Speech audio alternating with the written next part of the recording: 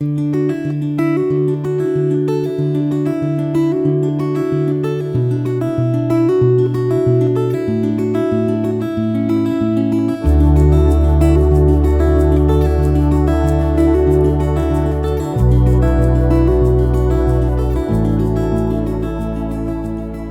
reading begins in Numbers, chapter 16, starting in verse 41.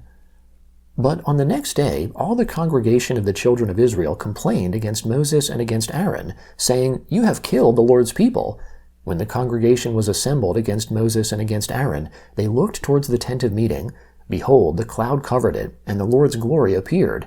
Moses and Aaron came to the front of the tent of meeting. The Lord spoke to Moses, saying, "Get away from amongst this congregation, that I may consume them in a moment." They fell on their faces. Moses said to Aaron, "Take your censer, put fire from the altar in it, lay incense on it, carry it quickly to the congregation, and make atonement for them, for wrath has gone out from the Lord. The plague has begun." Aaron did as Moses said, and ran into the middle of the assembly. The plague had already begun amongst the people. He put on the incense and made atonement for the people. He stood between the dead and the living, and the plague was stayed. Now those who died by the plague were 14,700, in addition to those who died about the matter of Korah. Aaron returned to Moses to the door of the tent of meeting, and the plague was stopped. The Lord spoke to Moses, saying, "Speak to the children of Israel, and take rods from them, one for each father's house, of all their princes according to their fathers' houses, 12 rods. Write each man's name on his rod. You shall write Aaron's name on Levi's rod. There shall be one rod for each head of their fathers' houses. You shall lay them up in the tent of meeting before the covenant where I meet with you. It shall happen that the rod of the man whom I shall choose shall bud. I will make the murmurings of the children of Israel, which they murmur against you, cease from me." Moses spoke to the children of Israel, and all their princes gave him rods, for each prince one, according to their fathers' houses, a total of 12 rods. Aaron's rod was amongst their rods. Moses laid up the rods before the Lord in the tent of the testimony. On the next day, Moses went into the tent of the testimony, and behold, Aaron's rod for the house of Levi had sprouted, budded, produced blossoms, and bore ripe almonds. Moses brought out all the rods from before the Lord to all the children of Israel. They looked, and each man took his rod. The Lord said to Moses, "Put back the rod of Aaron before the covenant, to be kept for a token against the children of rebellion, that you may make an end of their complaining against me, that they not die." Moses did so. As the Lord commanded him, so he did.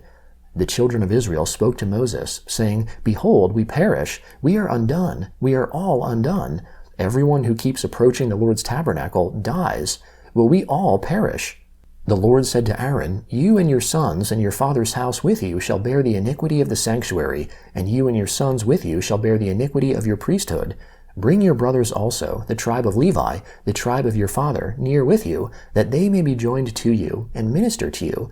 But you and your sons with you shall be before the tent of the testimony. They shall keep your commands and the duty of the whole tent, only they shall not come near to the vessels of the sanctuary and to the altar, that they not die, neither they nor you. They shall be joined to you, and keep the responsibility of the tent of meeting, for all the service of the tent.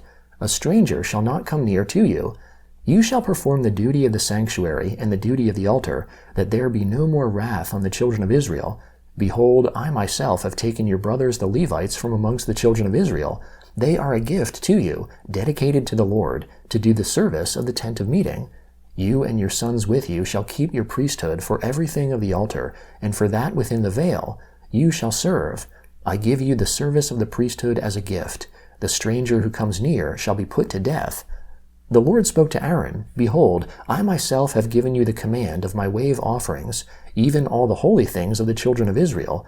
I have given them to you by reason of the anointing, and to your sons as a portion forever.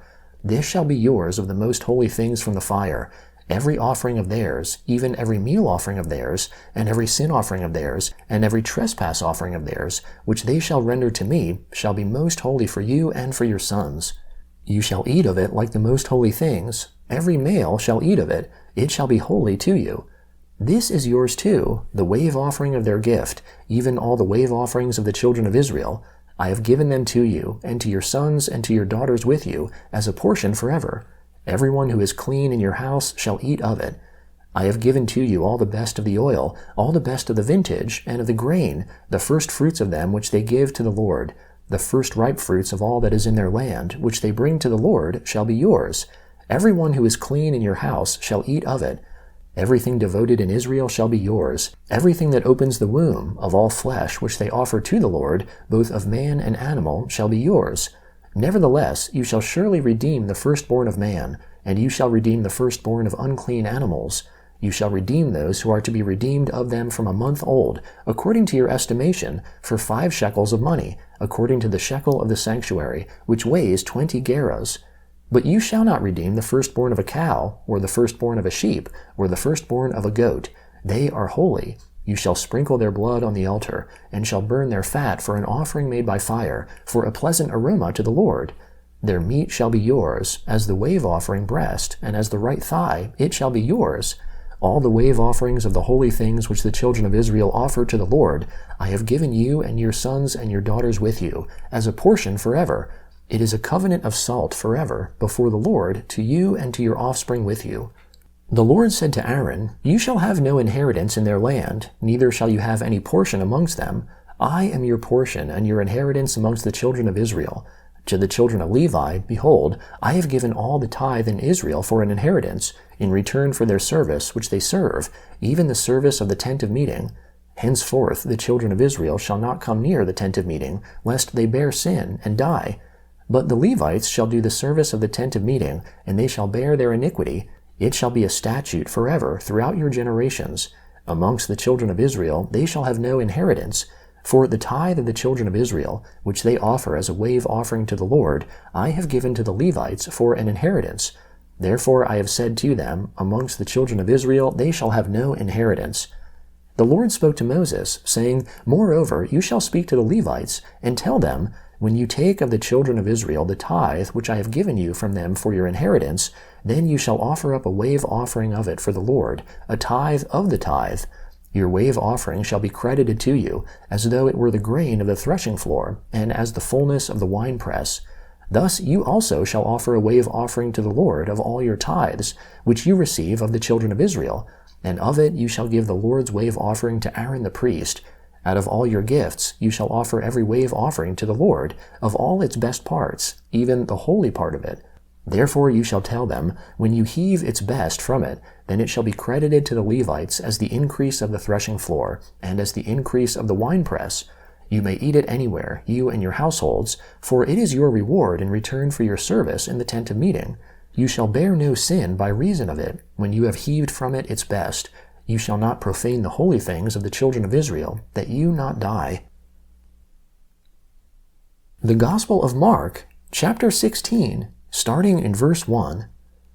When the Sabbath was past, Mary Magdalene, and Mary the mother of James, and Salome bought spices, that they might come and anoint him. Very early on the first day of the week, they came to the tomb when the sun had risen. They were saying amongst themselves, Who will roll away the stone from the door of the tomb for us? For it was very big. Looking up, they saw that the stone was rolled back. Entering into the tomb, they saw a young man sitting on the right side, dressed in a white robe, and they were amazed. He said to them, Don't be amazed. You seek Jesus the Nazarene, who has been crucified. He has risen. He is not here. See the place where they laid him. But go, tell his disciples and Peter, he goes before you into Galilee. There you will see him, as he said to you. They went out and fled from the tomb, for trembling and astonishment had come on them. They said nothing to anyone, for they were afraid. Now, when he had risen early on the first day of the week, he appeared first to Mary Magdalene, from whom he had cast out 7 demons. She went and told those who had been with him, as they mourned and wept. When they heard that he was alive and had been seen by her, they disbelieved. After these things he was revealed in another form to 2 of them as they walked, on their way into the country. They went away and told it to the rest. They didn't believe them either. Afterward he was revealed to the 11 themselves as they sat at the table, and he rebuked them for their unbelief and hardness of heart, because they didn't believe those who had seen him after he had risen. He said to them, Go into all the world, and preach the good news to the whole creation. He who believes and is baptized will be saved, but he who disbelieves will be condemned. These signs will accompany those who believe.